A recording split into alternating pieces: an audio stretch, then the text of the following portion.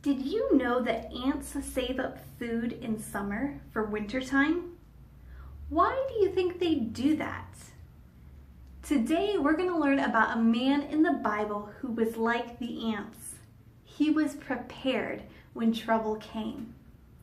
When Joseph was a young man, God gave him dreams and the ability to know what those dreams meant.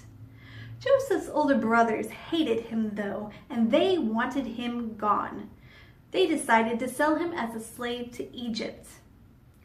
Joseph's new master, whose name was Potiphar, could tell that God was with Joseph.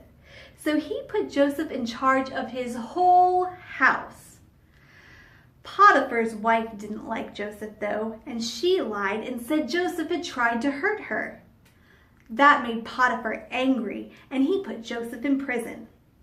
Still, Joseph worked hard, and the prison warden put him in charge of all the other prisoners. While he was there, he met a cupbearer and a baker. They had dreams, but didn't know what they meant, so God helped Joseph explain them.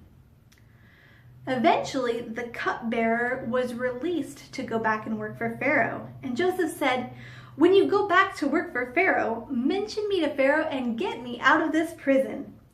The cupbearer promised he would, but he went back to work for Pharaoh and he forgot all about Joseph until one night Pharaoh had two dreams and no one could tell Pharaoh what they meant. Then the cupbearer remembered Joseph and told Pharaoh about him.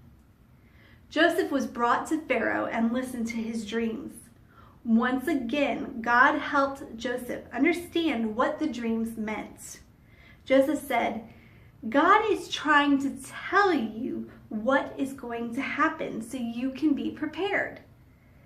There are going to be 7 years of plenty and 7 years of famine, which means there won't be enough." Because Pharaoh could tell that God was with Joseph, he made him second in command. And when the famine came, Egypt was prepared. They were able to help other countries too, even Joseph's family who had sold him into slavery. King Solomon says, "Ants are creatures of little strength, yet they store up their food in summer."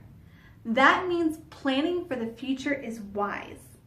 When we plan for the future, we can be a great blessing, just like Joseph.